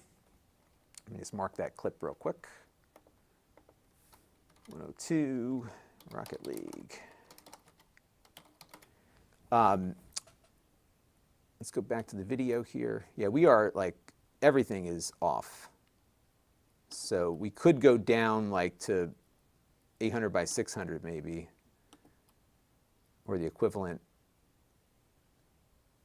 native thing there, but yeah, let's just try it at 800 by 600 and see what we get. Yeah, it's not doing much better. I have to reboot for that, so yeah. So you can imagine what GTA 5 is going to be like on this. But Mark Dell says, I bet it could play the heck out of Vice. Honestly, like, I don't even think it's even fair to try it, because we're going to spend a lot of time just to see how slow it runs, right? So there you go. I think I'll do like one more.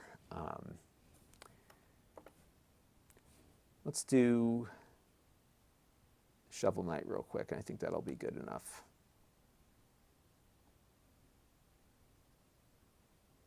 Just to give people an idea as to what might run on it.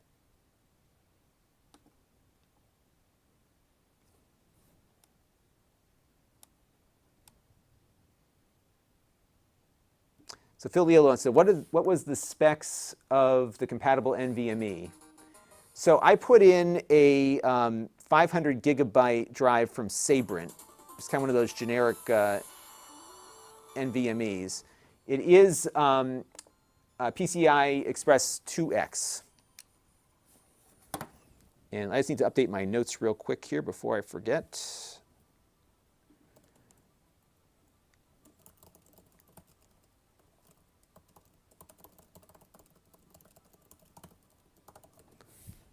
All right, there we go.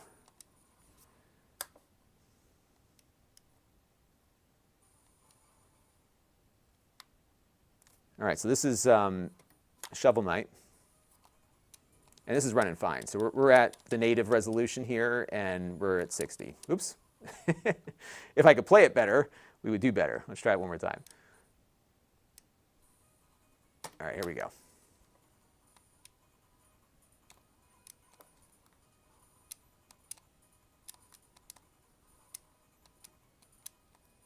Yeah, so we're running pretty much at 60 here. So, and that's what I would expect. And this game actually runs at 60 on an ARM Windows machine too, even with Intel emulation going on. So it's pretty low key. So you know, this and like some of the game emulators, the 8 and 16-bit stuff, that should all be fine. So that's what I would expect out of this. All right. So I'm going to do Linux real quick because then I got to jump off and get on a call in a few minutes here. So this is Shovel Knight. So we're going to do Linux now, and I will show you the game streaming in the review. And if you're looking to do game streaming, I think this is going to be great for that. So we did, I'll do GeForce Now, which has a little higher quality than the Xbox thing does. But that'll be fine on here. Okay, so now we're going to shut her down. And I'm going to plug in my other hard drive here. Now this is my Linux Ubuntu drive, and we're just going to boot it up there. Now, to the point made earlier, I'm pretty sure you could install Linux on that NVMe and just run it that way if you wanted to. Or vice versa. You could like put Windows on the NVMe and have Ubuntu running off the eMMC. I would imagine that would work. And I got to do what, F10? What's the, oh, I missed it. Delete maybe? Every manufacturer has a different BIOS key. I will say, though, it boots up pretty quick off that eMMC.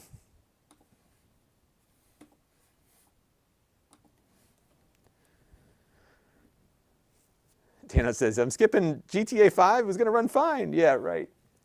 We'll stream it. We'll stream it from my shadow server. That'll work. That'll work much better. All right, let's hit the delete key here. All right, delete's not the key, so it must be like F2 maybe.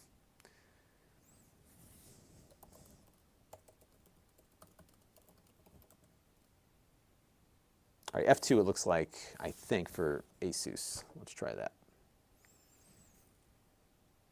And then we'll give it a good run on that one. And we'll try Linux, and then I got to jump off on get on my call. I may be able to shoot this later today. Making good progress here.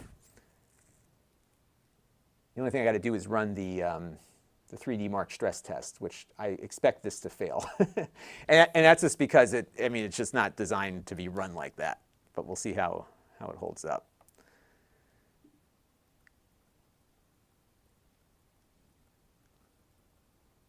Felipe, we've got the specs. Oh, look at that. It's got like a nice, it's got like the usual Asus BIOS screen. That's pretty cool. I wasn't expecting that. That's pretty neat. Okay. Now, what's interesting is that I'm not seeing, and it might just be because these are the only two bootable drives it detected, but I'm not seeing the NVMe as an option here, but I think it's because it didn't see a bootable partition there. So that could be why it did that. All right, save and exit. All right, so now we're going to boot off of the external drive here.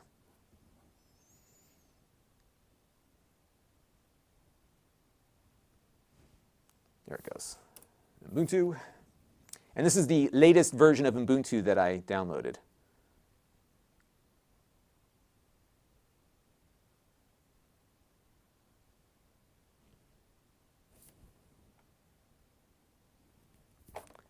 And we'll let this load up here.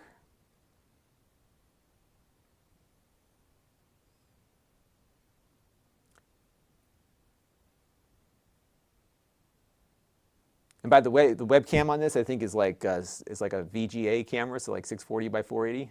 I'll check that one out in a minute too. But it looks like we're getting there. It's doing something. There it goes. And let's see if we can get it brighter. There we go. Yep. So we got audio. And we'll just go here and try Ubuntu. I mean, I guess I could install it on the NVMe, but it's easier just for B-roll purposes to grab the speakers. I haven't tried the speakers yet. I will let you know about the speakers. I expect them not to be that great because they are downward firing, so that might represent some issues there.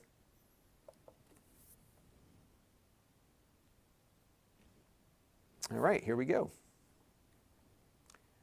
So now, if we load up, let me just check and see if the Wi-Fi is working here. So the Bluetooth is good. Yep, Bluetooth is good. And let's get the Wi-Fi going. Did they move the Wi-Fi menu on us? They must have. Or it didn't detect Wi-Fi. Sometimes it'll do the, yeah, it's funny. Sometimes it will detect the Bluetooth and not the Wi-Fi. And this might be one of those instances, because I am not seeing the Wi-Fi on here, unless they moved it.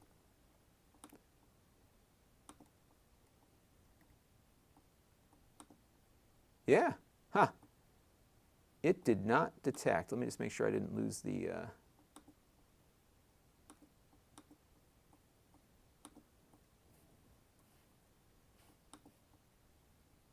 Yeah. So it missed the Wi-Fi adapter, didn't detect it. I guess we could probably find a driver for it somewhere. But out of the box, no Wi-Fi. But audio's working. And we can load up other applications and stuff. So it's working fine, but the Wi-Fi might represent some trouble there. But it detected Bluetooth, which is kind of funny, isn't it?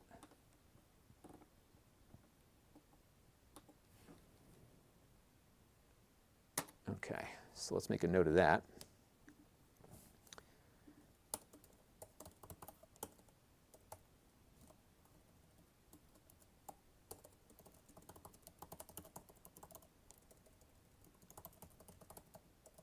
Okay. That's interesting.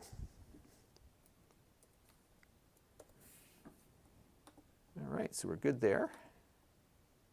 We're sort of good. Good, except for the fact that the Wi-Fi wasn't detected properly. And that must be that obscure Wi-Fi thing that it's got in there, right? So that was probably the cause of that. All right, so we're going to reboot.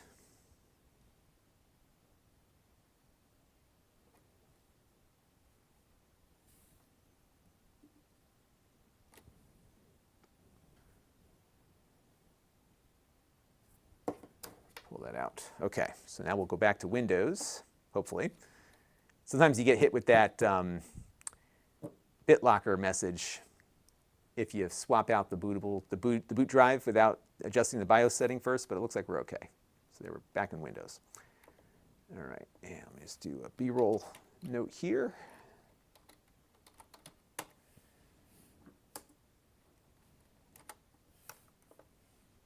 And so back to where we left off. So we are in good shape, and I am pretty much out of time because I've received like a bunch of phone calls that I need to return, and I've got now another call that's been scheduled. I've got like calls from now until who knows when. But I'm going to finish up some of the other stuff that I run on here, and we'll see where it goes from there. So there you go. And Greg J., well, thank you for pointing this out. So the mystery of the backlit keyboard.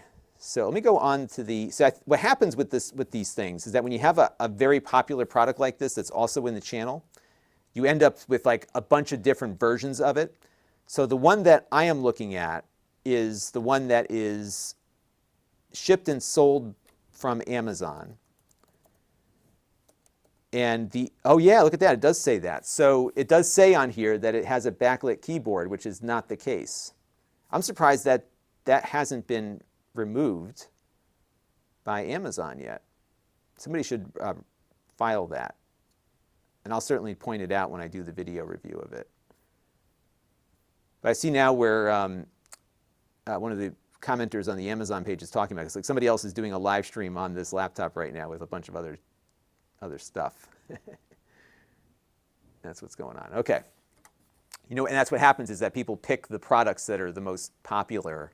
That's why I picked this. I was curious. So this is like the top selling inexpensive laptop on Amazon. It's the Amazon's choice.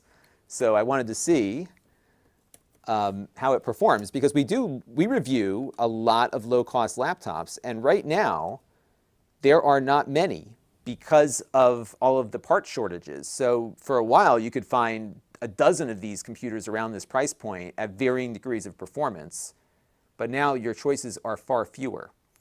So I was curious about how this one runs, and they let us borrow this, so we're going to be sending this back to them when we're done with it. But I'll actually let them know.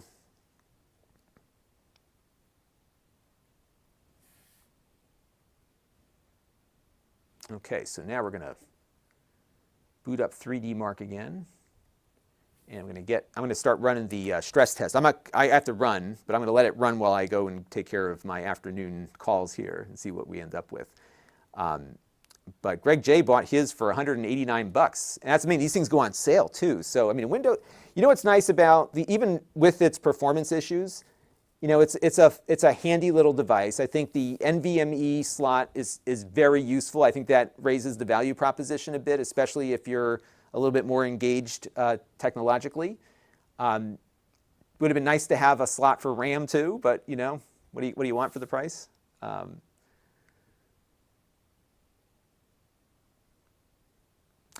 And it's funny because usually when you return it because something was not labeled properly, that often creates some issues there. Eric watches me on YouTube. Awesome, and now you can watch me on Amazon. Do me a favor, follow me here on Amazon so that you can get notified when we do these Amazon streams too.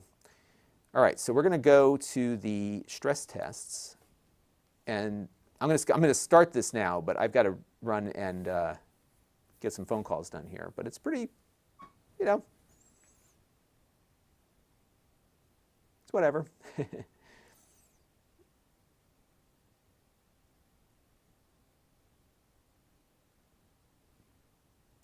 And I got some followers, so I've got Eric, Francois, and Roger. Thank you all for following.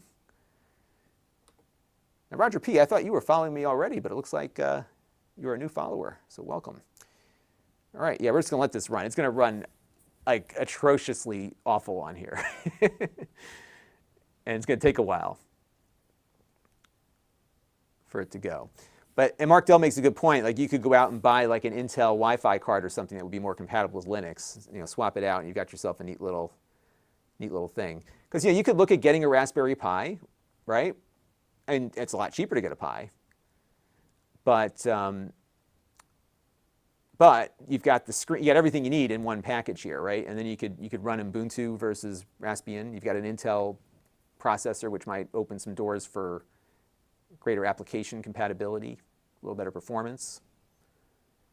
And even at this low level, the Intel chips are really decent for video processing, like transcoding. So you could conceivably run a Plex server on this thing. I would not expect much out of it, but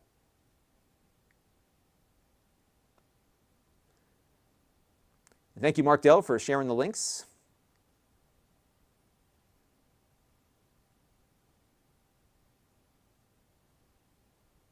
Yeah, so that's that's how that test is going to run. Matthew Silva, thank you for the follow on Amazon. Yeah, trying to build up that follower count. I'm not sure what I'm up to these days. Let me take a look. I think I'm at, oh,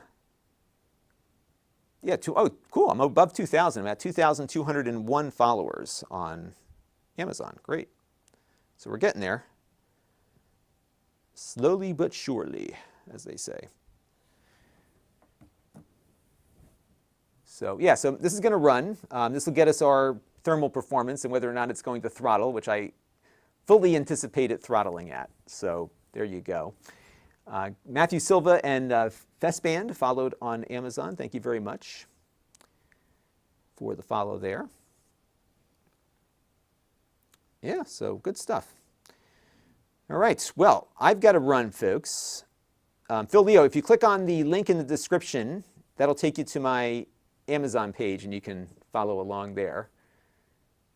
If you hover over the video, there'll be a follow button, and you can check that out. And if not, if you go to Lon.TV/Amazon shop, you can click the follow button over there too.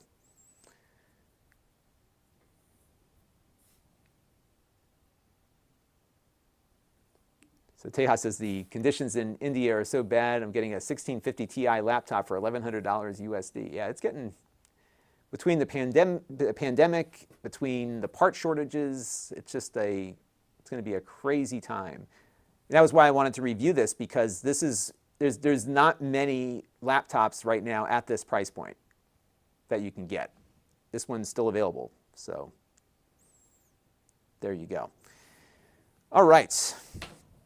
Well, everybody, I've got a jet, but thank you all for spending some time with me. I've got probably about 80% of what I need done to get the review shot of this. So I'll probably be shooting this one tomorrow. I got so many things going on. And then on Thursday, I've got like not a major thing, but a minor dental procedure. But I'm going to be numb from like, all afternoon. So I'm probably not going to be able to record anything. So I might stream on Thursday with a numb mouth. So we'll see where I end up with that. Z Jackson, thank you for the follow on Amazon. So yeah, so I'm going to depart. We're going to let this run, and we'll have a full review of this coming up soon. Before that, though, we are going to have a review of the new Legion 5 Pro from Lenovo. A really slick device there. All right, I got my marching orders for my next call, and I think we're in good shape. All right, everybody. So have yourself a good afternoon. I got a few more things I got to test on this, but I think I'm in good shape for now. And I will be back before you know it, and let me know what you thought. So thank you all. I want to thank Rich Daly, Zam, and let me just turn this. I'm just looking to see who our first super chatter was here. And Connor is here. Connor from YouTube, hello. And let me just make sure. I want to thank all of our super chatters real quick before I close out the stream here. And it looks like they disappeared from my screen. So thank you all who super chatted. I appreciate it. The YouTube screen that I look at is still a bit buggy. So hopefully they fix that. But I will be back again before you know it. So set your notifications, and thank you all for tuning in. And thank you, Mark Dell, for helping with the moderation today. And I will catch you all on the flip side. Thanks for watching.